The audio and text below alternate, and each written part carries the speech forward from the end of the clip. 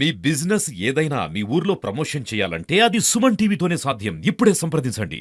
తెలంగాణ రాష్ట్ర యాదాద్రి భువనగిరి జిల్లా ఐకాస్ ఆధ్వర్యంలో ఏర్పాటు చేసినటువంటి కార్యక్రమానికి Telangana joint action committee chairman Lachireddy గారు వచ్చారు. అదే విధంగా నూతన ఉత్తేజాన్ని నింపారు. ప్రతి ఒక్క రెవెన్యూ డిపార్ట్మెంట్ సంబంధించి అందరూ కూడా ఇక్కడ తరలి వచ్చారు. పెద్ద ఎత్తున ఈ కార్యక్రమాన్ని విజయవంతం చేశారు. ఈ కార్యక్రమంలో రెవెన్యూ ఉద్యోగులు వివిధ సంఘాలకు సంబంధించి నాయకులు వచ్చారు. అదేవిధంగా ఈ రోజు యాదాద్రి భువనగిరి జిల్లాకు సంబంధించి జాయింట్ యాక్షన్ కమిటీ ఈ రోజు జిల్లా కమిటీని కూడా ఎన్నుకోవడం జరిగింది. నిజంగా నూతన ఉత్సాహాన్ని నింపారని చెప్పవచ్చు.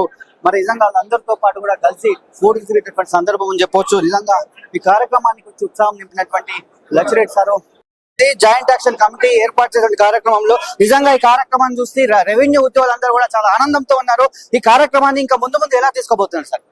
తమ్ముడు, ముందుగా నీకు థ్యాంక్ యూ ఇంతసేపు ఉన్నందుకు. ఏం లేదు, రెవెన్యూ ఉద్యోగులందరి తరఫున అభినందన తెలియజేస్తున్నా మీ సుమన్ టీవీకి. అంతేపాటు ఈ రెవెన్యూ ఉద్యోగులకు ఈ రోజు ఏర్పాటు చేసిన యాదాద్రి భువనగిరి జిల్లా రెవెన్యూ ఉద్యోగ అందరికీ కూడా కుటుంబ సభ్యులందరికీ పేరు పేరున నమస్కారాలు. ముందుగా ఇక్కడ వచ్చిన ఉద్దేశం ఓన్లీ ఇక్కడ మా డిపార్ట్మెంట్ గతంలో జరిగిన ఏదైతే నష్టం ఉందో ఆ నష్టంని తిరిగి పునర్వైభవం వస్తున్న సందర్భంలో ప్రతి ఉద్యోగి కూడా వారి యొక్క సంతోషాలతో పాటు వారు చేయాల్సిన బాధ్యతలని ఇక్కడ నేర్పడం జరిగింది. ఆ బాధ్యతల్ని తీసుకుంటూ ప్రతి గ్రామానికి రెవెన్యూ అధికారి రాబోతున్నారు. వారందరికీ కూడా ఎలా ఉండాలి, గ్రామంలో ఎలా సేవలు చేయాలి, రైతులకు ఎలా మనం భూ సమస్యలు లేకుండా చేయాలనే ఒక ఉద్దేశంతోనే ఈ కార్యక్రమాన్ని ఏర్పాటు చేయడం జరిగింది. ప్రతి ఒక్కరు కూడా వాళ్ళకి పిలుపునియడం జరిగింది. ఇక్కడ నుంచి ప్రతి ఉద్యోగి కూడా రైతులకి ఏ సమస్య లేకుండా చేసినప్పుడే రెవెన్యూ శాఖ పునర్వైభవం అనేది వచ్చినట్టు అని చెప్పడం జరిగింది. Thank you. Last sir, final sir, ఒకటి సార్, భూభారత్ చట్టము అమల్లోకి రాబోతుంది. నిజంగా ఆ చట్టం ఏ విధంగా ఉండబోతుంది సార్? చట్టం వస్తే అంత మాత్రాన ఏదో జరుగుతుందని అద్భుతాలు అనుకోవద్దు. అక్కడ అందులో పనిచేసే వారు ఖచ్చితంగా సక్రమంగా పనిచేసినప్పుడు ప్రతి గ్రామానికి ఒక అధికారి ఉంటది అని ప్రభుత్వం గుర్తించింది.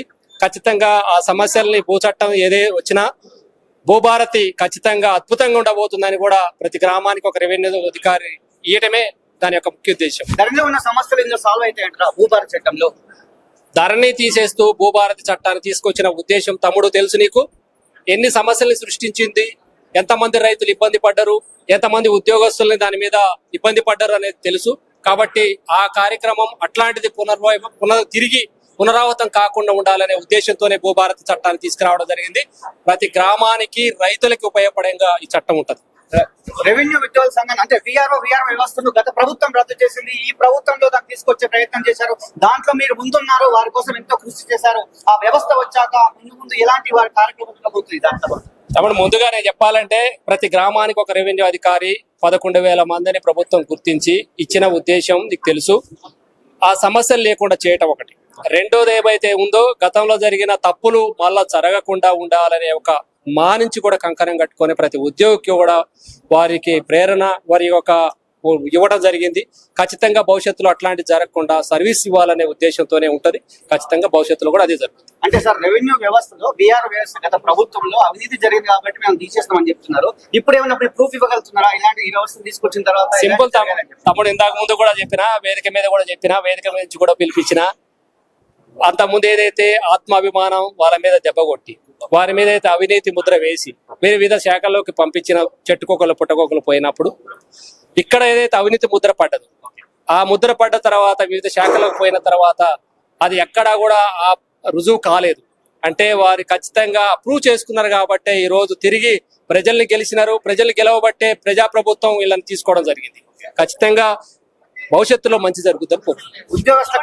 ఉద్యోగస్తులకు ఏం హామీ ఇవ్వబోతున్నారు సార్? ఎందుకంటే చాలా నిరుత్సాహం ఉన్నారు, గత ప్రభుత్వంలో నిరుత్సాహం ఉన్నారు. ఇప్పుడు ప్రభుత్వం వచ్చాక ఆనందంగా మనం ఏమన్నా కార్యక్రమాలు చేద్దామంటే కూడా వీలుగానటువంటి పరిస్థితి. వారికి ఎలాంటి భరోసా ఇవ్వబోతున్నారు ఫైనల్ గా? తమ్ముడు, నువ్వు చెప్పినట్టు ఇప్పుడు చూస్తున్నావు ఆనందాలు. ఏమి ఇచ్చింది లేదు, ఏం పుచ్చింది లేదు. కానీ కూడా ఒక రెవెన్యూ శాఖకి తిరిగి పునర్వైభవం వస్తుంది. వికేంద్రీకరణ జరిగింది. ప్రజలకు సేవ చేస్తున్నాం. ప్రతి గ్రామానికి ఒకళ్ళం మేము వస్తున్నాం. మా డిపార్ట్మెంట్ ని మేము రక్షించుకున్నాం అనే ఒక ఆనందం తప్ప ఇంకేం లేదు. ప్రతి ఉద్యోగికి ఖచ్చితంగా భవిష్యత్తులో కూడా వారి యొక్క వెల్ఫేర్ కోరుకోవడానికి ఈ సంఘాలని పనిచేస్తాయని కూడా చెప్పడం జరిగింది. Thank you. ఇది నిజంగా ప్రతి రైతుల్లో కళ్ళల్లో ఆనందం చూడడమే మా రెవెన్యూ ఉద్యోగుల యొక్క లక్ష్యం అని చెప్తున్నారు. భూభారత్ చట్టం కూడా అమల్లోకి వస్తుంది, అది కూడా పకడ్బందీగా ఉంటుందని చెప్పారు. ప్రతి రెవెన్యూ ఉద్యోగులకు కూడా మేము భరోసా ఇస్తున్నాము. వారికి ఎలాంటి కార్యక్రమాలైనా మేము ముందుకు తీసుకెళ్తామని చెప్పి లచ్చిరెడ్డి సార్ చెప్పినటువంటి విషయం. కెమెరామెన్ అరుణ్తో శరత్, భువనగిరి.